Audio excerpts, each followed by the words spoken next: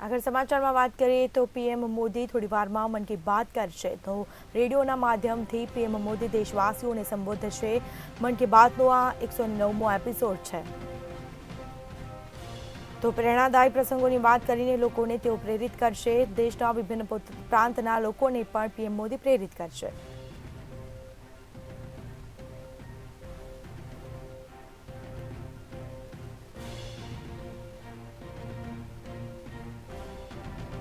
તો પીએમ મોદી મન કી બાત કરશે. સવારે 11 કલાકે મન કી બાતનો એપિસોડ 109મો છે આજે. मेरे प्यारे देशवासियों, नमस्कार। 2024 का ये पहला मन की बात का कार्यक्रम है। अमृतकाल में एक नई उमंग है, नई तरंग है। 2 दिन पहले हम सभी देशवासियों ने 75वां गणतंत्र दिवस बहुत धूमधाम से मनाया है। इस साल हमारे संविधान के भी 75 वर्ष हो रहे हैं और सुप्रीम कोर्ट के भी 75 वर्ष हो रहे हैं। हमारे लोकतंत्र के ये पर्व मदर ऑफ डेमोक्रेसी के रूप में भारत को और सशक्त बनाते हैं। भारत का संविधान इतने गहन मंथन के बाद बना है कि उसे जीवंत दस्तावेज कहा जाता है। इसी संविधान की मूल प्रति के 3रे अध्याय में भारत के नागरिकों के मूलभूत अधिकारों का वर्णन किया गया है। और ये बहुत दिलचस्प है कि 3रे अध्याय के प्रारंभ में हमारे संविधान निर्माताओं ने भगवान राम, माता सीता और लक्ष्मण जी के चित्रों को स्थान दिया था। प्रभु राम का शासन हमारे संविधान निर्माताओं के लिए भी प्रेरणा का स्रोत था और इसलिए 22 जनवरी को अयोध्या में मैंने देव से देश की बात की थी, राम से राष्ट्र की बात की थी।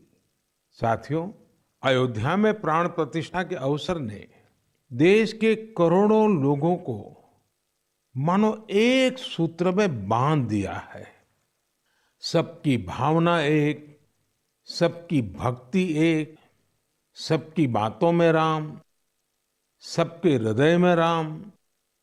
देश के अनेकों लोगों ने इस दौरान राम भजन गाकर उन्हें श्री राम के चरणों में समर्पित किया। 22 जनवरी की शाम को पूरे देश ने राम ज्योति जलाई, दिवाली मनाई। इस दौरान देश ने सामूहिकता की शक्ति देखी, जो विकसित भारत के हमारे संकल्पों का भी बहुत बड़ा आधार है। मैंने देश के लोगों से आग्रह किया था कि मकर संक्रांति से 22 जनवरी तक स्वच्छता का अभियान चलाया जाए। मुझे अच्छा लगा कि लाखों लोगों ने श्रद्धाभाव से जुड़कर अपने क्षेत्र के धार्मिक स्थलों की साफ सफाई की। मुझे कितने ही लोगों ने इससे जुड़ी तस्वीरें भेजी हैं, वीडियो भेजे हैं। ये भावना रुकनी नहीं चाहिए, ये अभियान रुकना नहीं चाहिए। सामूहिकता की यही शक्ति हमारे देश को सफलता की नई ऊंचाई पर पहुंचाएगी। मेरे प्यारे देशवासियों, इस बार 26 जनवरी की परेड बहुत ही अद्भुत रही, लेकिन सबसे ज्यादा चर्चा परेड में विमेन पावर को देखकर हुई। जब कर्तव्य पथ पर केंद्रीय सुरक्षा बलों और दिल्ली पुलिस की महिला टुकड़ियों ने कदमताल शुरू किया तो सभी गर्व से भर उठे। महिला बैंड का मार्च देखकर, उनका जबरदस्त तालमेल देखकर देश विदेश में लोग झूम उठे। इस बार परेड में मार्च करने वाले 20 दस्तों में से 11 दस्ते महिलाओं के ही थे। हमने देखा कि जो झांकी निकली उसमें भी सभी महिला कलाकार ही थी। जो सांस्कृतिक कार्यक्रम हुए उसमें भी करीब 1,500 बेटियों ने हिस्सा लिया था। कई महिला कलाकार शंख, नादस्वरम और नागदा जैसे भारतीय संगीत वाद्य यंत्र बजा रही थी। डीआरडीओ ने जो झांकी निकाली उसने भी सभी का ध्यान खींचा। उसमें दिखाया गया कि कैसे नारी शक्ति जल, थल, नभ, साइबर और स्पेस हर क्षेत्र में देश की सुरक्षा कर रही है। 21वीं सदी का भारत ऐसे ही विमेन लेड डेवलपमेंट के मंत्र के साथ आगे बढ़ रहा है। साथियों, आपने कुछ दिन पहले ही अर्जुन अवार्ड समारोह को भी देखा होगा। इसमें राष्ट्रपति भवन में देश के कई होनहार खिलाड़ियों और एथलीटों को सम्मानित किया गया है। यहाँ भी जिस एक बात ने लोगों का खूब ध्यान खींचा वो थी अर्जुन पुरस्कार पाने वाली बेटियां और उनकी लाइफ जर्नीज। इस बार 13 विमेन एथलीट्स को अर्जुन अवार्ड से सम्मानित किया गया है। इन विमेन एथलीट्स ने अनेकों बड़े टूर्नामेंटों में हिस्सा लिया और भारत का परचम लहराया। शारीरिक चुनौतियां, आर्थिक चुनौतियां इन साहसी और टैलेंटेड खिलाड़ियों के आगे टिक नहीं पाई। बदलते हुए भारत में हर क्षेत्र में हमारी बेटियां, देश की महिलाएं कमाल करके दिखा रही है। एक और क्षेत्र है जहां महिलाओं ने अपना परचम लहराया है, वो है सेल्फ हेल्प ग्रुप। आज विमेन सेल्फ हेल्प ग्रुप्स की देश में संख्या भी बढ़ी है और उनके काम करने के दायरे का भी बहुत विस्तार हुआ है। वो दिन दूर नहीं जब आपको गांव-गांव में, खेतों में नमो ड्रोन दीदियां ड्रोन के माध्यम से खेती में मदद करती हुई दिखाई देगी। मुझे यूपी के बहराइच में स्थानीय चीजों के उपयोग से बायो फर्टिलाइजर और बायो पेस्टिसाइड तैयार करने वाली महिलाओं के बारे में पता चला। सेल्फ हेल्प ग्रुप से जुड़ी निबिया बेगमपुर गांव की महिलाएं गाय के गोबर, नीम की पत्तियां और कई तरह के औषधीय पौधों को मिलाकर बायो फर्टिलाइजर तैयार करती हैं। इसी तरह ये महिलाएं अदरक, लहसुन, प्याज और मिर्च का पेस्ट बनाकर ऑर्गेनिक पेस्टिसाइड भी तैयार करती हैं। इन महिलाओं ने मिलकर उन्नति जैविक इकाई नाम का एक संगठन बनाया है। ये संगठन बायो प्रोडक्ट्स को तैयार करने में इन महिलाओं की मदद करता है। इनके द्वारा बनाए गए बायो फर्टिलाइजर और बायो पेस्टिसाइड्स की मांग भी लगातार बढ़ रही है। आज आसपास के गांवों के 6,000 से ज्यादा किसान इनसे बायो प्रोडक्ट खरीद रहे हैं। इससे सेल्फ हेल्प ग्रुप से जुड़ी इन महिलाओं की आय बढ़ी है और उनकी आर्थिक स्थिति भी बेहतर हुई है। मेरे प्यारे देशवासियों, मन की बात में हम ऐसे देशवासियों के प्रयासों को सामने लाते हैं जो निस्वार्थ भावना के साथ समाज को, देश को सशक्त करने का काम कर रहे हैं। ऐसे में 3 दिन पहले जब देश ने पद्म पुरस्कारों का ऐलान किया है तो मन की बात में ऐसे लोगों की चर्चा स्वाभाविक है। इस बार भी ऐसे अनेकों देशवासियों को पद्म सम्मान दिया गया है जिन्होंने जमीन से जुड़कर समाज में बड़े-बड़े बदलाव लाने का काम किया है। इन इंस्पायरिंग लोगों की जीवन यात्रा के बारे में जानने को लेकर देश भर में बहुत उत्सुकता दिखी है। मीडिया की हेडलाइन से दूर, अखबारों के फ्रंट पेज से दूर ये लोग बिना किसी लाइमलाइट के समाज सेवा में जुटे थे। हमें इन लोगों के बारे में पहले शायद ही कुछ देखने सुनने को मिला है, लेकिन अब मुझे खुशी है कि पद्म सम्मान घोषित होने के बाद ऐसे लोगों की हर तरफ चर्चा हो रही है। लोग उनके बारे में ज्यादा से ज्यादा जानने के लिए उत्सुक है। पद्म पुरस्कार पाने वाले ये अधिकतर लोग अपने अपने क्षेत्र में काफी अनूठे काम कर रहे हैं। जैसे कोई एम्बुलेंस सर्विस मुहैया करवा रहा है, तो कोई बेसहारों के लिए सिर पर छत का इंतजाम कर रहा है। कुछ ऐसे भी हैं जो हजारों पेड़ लगाकर प्रकृति संरक्षण के प्रयासों में जुटे हैं। एक ऐसे भी हैं जिन्होंने चावल की 650 से अधिक किस्मों के संरक्षण का काम किया है। एक ऐसे भी हैं जो ड्रग्स और शराब की लत की रोकथाम के लिए समाज में जागरूकता फैला रहे हैं। कई लोग तो सेल्फ हेल्प ग्रुप, विशेषकर नारी शक्ति के अभियान से लोगों को जोड़ने में जुटे हैं। देशवासियों में इस बात को लेकर भी बहुत प्रसन्नता है कि सम्मान पाने वालों में 30 महिलाएं हैं। ये महिलाएं जमीनी स्तर पर अपने कार्यों से समाज और देश को आगे ले जा रही हैं। साथियों, पद्म सम्मान पाने वालों में हर किसी का योगदान देशवासियों को प्रेरित करने वाला है।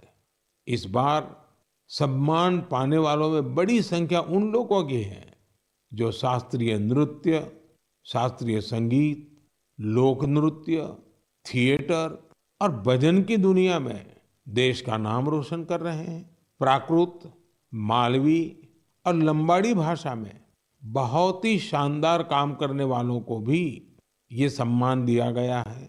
विदेश के भी कई लोगों को पद्म पुरस्कार से सम्मानित किया गया है, जिनके कार्यों से भारतीय संस्कृति और विरासत को नई ऊंचाई मिल रही है। इनमें फ्रांस, ताइवान, मैक्सिको और बांग्लादेश के नागरिक भी शामिल है। साथियों, मुझे इस बात की बहुत खुशी है कि पिछले एक दशक में पद्म सम्मान का सिस्टम पूरी तरह से बदल चुका है। अब ये पीपल्स पद्मा बन चुका है। पद्म सम्मान देने की व्यवस्था में कई बदलाव भी हुए हैं। अब इसमें लोगों के पास खुद को भी नॉमिनेट करने का मौका रहता है।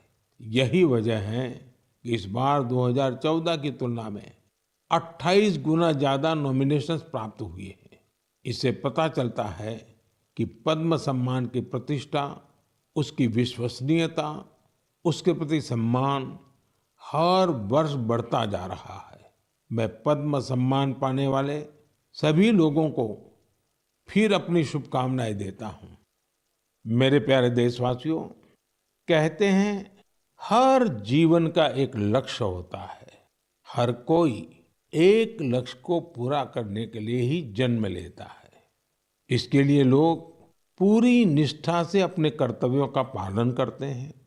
हमने देखा है कि कोई समाज सेवा के माध्यम से, कोई सेना में भर्ती होकर, कोई अगली पीढ़ी को पढ़ाकर अपने कर्तव्यों का पालन करता है। लेकिन साथियों, हमारे बीच ही कुछ लोग ऐसे भी होते हैं जो जीवन के अंत के बाद भी समाज जीवन के प्रति अपने दायित्वों को निभाते हैं, और इसके लिए उनका माध्यम होता है अंगदान। हाल के वर्षों में देश में 1000 से अधिक लोग ऐसे रहे हैं जिन्होंने अपनी मृत्यु के बाद अपने अंगों का दान कर दिया। ये निर्णय आसान नहीं होता, लेकिन ये निर्णय कई जिंदगियों को बचाने वाला होता है। मैं उन परिवारों की भी सराहना करूंगा जिन्होंने अपने करीबियों की आखिरी इच्छा का सम्मान किया। आज देश में बहुत से संगठन भी इस दिशा में बहुत प्रेरक प्रयास कर रहे हैं। कुछ संगठन लोगों को अंगदान के लिए जागरूक कर रहे हैं। कुछ संस्थाएं अंगदान करने के इच्छुक लोगों का रजिस्ट्रेशन कराने में मदद कर रही हैं। ऐसे प्रयासों से देश में ऑर्गन डोनेशन के प्रति सकारात्मक माहौल बन रहा है और लोगों की जिंदगियां भी बच रही है। मेरे प्यारे देशवासियों, अब मैं आपसे भारत की एक ऐसी उपलब्धि साझा कर रहा हूं जिससे मरीजों का जीवन आसान बनेगा, उनकी परेशानी कुछ कम होगी। आप में से कई लोग होंगे जिन्हें इलाज के लिए आयुर्वेद, सिद्धा या यूनानी की चिकित्सा पद्धति से मदद मिलती है, लेकिन इनके मरीजों को तब समस्या होती है जब वो इसी पद्धति के किसी दूसरे डॉक्टर के पास जाते हैं। इन चिकित्सा पद्धतियों में बीमारी के नाम, इलाज और दवाइयों के लिए एक जैसी भाषा का इस्तेमाल नहीं होता है। हर चिकित्सक अपने तरीके से बीमारी का नाम और इलाज के तौर तरीके लिखता है। इससे दूसरे चिकित्सक के लिए समझ पाना कई बार बहुत मुश्किल हो जाता है। दशकों से चली आ रही इस समस्या का भी अब समाधान खोज लिया गया है। मुझे ये बताते हुए खुशी हो रही है कि आयुष मंत्रालय ने आयुर्वेद, सिद्ध और यूनानी चिकित्सा से जुड़े डेटा और शब्दावली का वर्गीकरण किया है। इसमें विश्व स्वास्थ्य संगठन ने भी मदद की है। दोनों के प्रयासों से आयुर्वेद, यूनानी और सिद्ध चिकित्सा में बीमारी और इलाज के जुड़ी शब्दावली की कोडिंग कर दी गई है।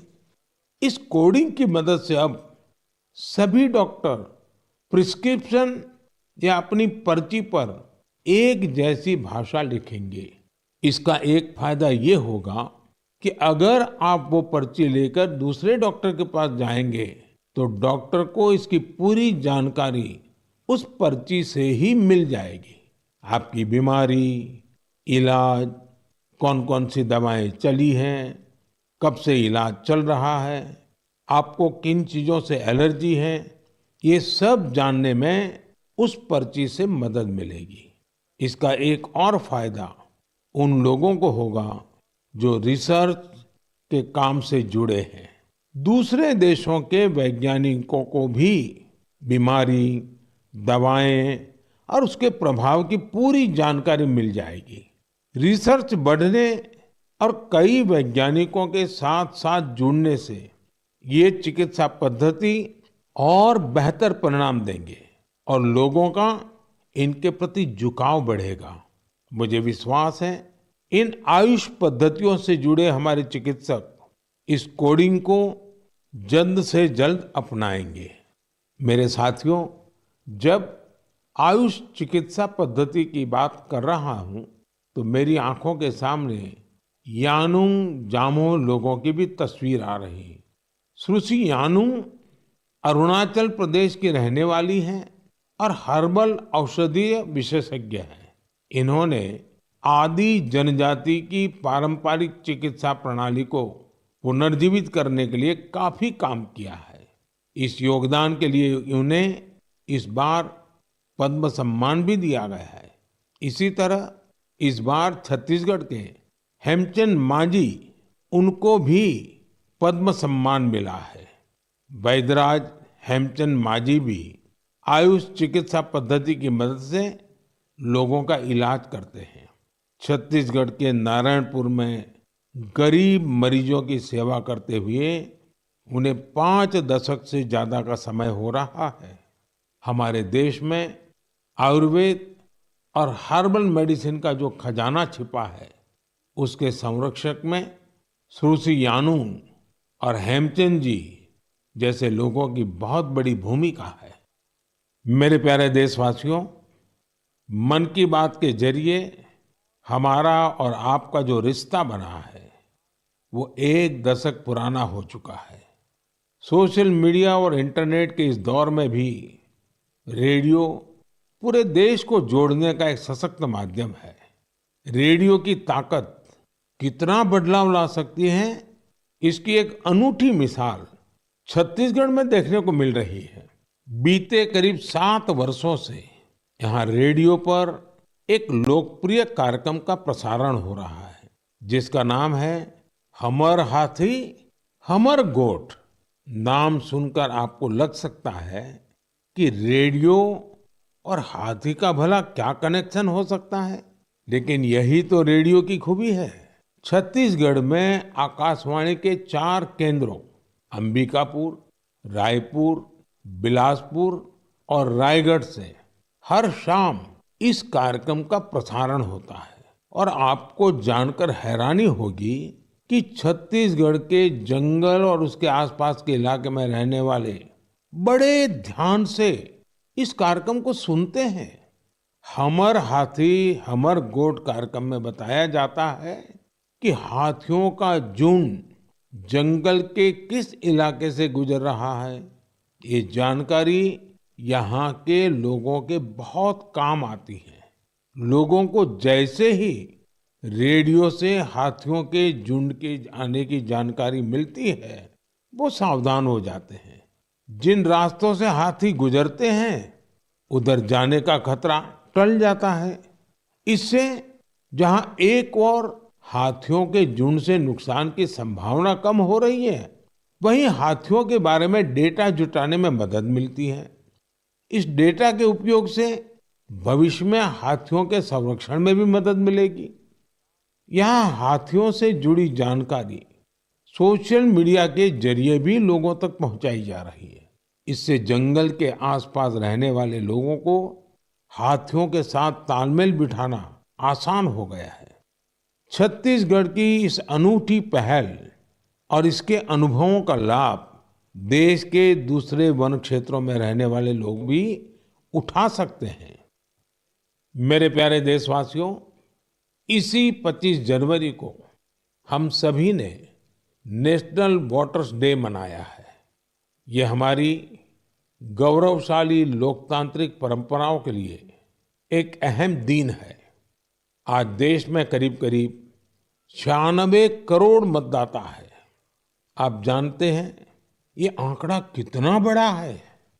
ये अमेरिका की कुल जनसंख्या से भी करीब 3 गुना है। ये पूरे यूरोप की कुल जनसंख्या से भी करीब 1.5 गुना है। अगर मतदान केंद्रों की बात करें तो देश में आज उनकी संख्या करीब 10.5 लाख है।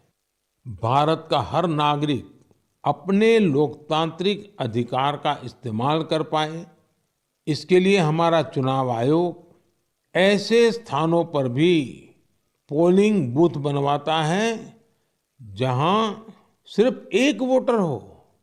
मैं चुनाव आयोग की सराहना करना चाहूंगा, जिसने देश में लोकतांत्रिक मूल्यों को मजबूत करने के लिए निरंतर प्रयास किए हैं। साथियों, आज देश के लिए उत्साह की बात ये भी है कि दुनिया के अनेक देशों में जहां वोटिंग परसेंट कम हो रहा है, भारत में मतदान का प्रतिशत बढ़ता जा रहा है। 1951-52 में जब देश में पहली बार चुनाव हुए थे, तो लगभग 45% वोटर्स ने ही वोट डाले थे। आज ये आंकड़ा काफी बढ़ चुका है। देश में न सिर्फ वोटरों की संख्या में वृद्धि हुई है, बल्कि टर्नआउट भी बढ़ा है। हमारे युवा वोटरों को रजिस्ट्रेशन के लिए ज्यादा मौके मिल सके, इसके लिए सरकार ने कानून में भी परिवर्तन किया है। मुझे ये देखकर भी अच्छा लगता है कि वोटर्स के बीच जागरूकता बढ़ाने के लिए सामुदायिक स्तर पर भी कई प्रयास हो रहे हैं। कहीं लोग घर घर जाकर वोटर्स को मतदान के बारे में बता रहे हैं, कहीं पेंटिंग बनाकर, कहीं नुक्कड़ नाटकों के जरिए युवाओं को आकर्षित किया जा रहा है।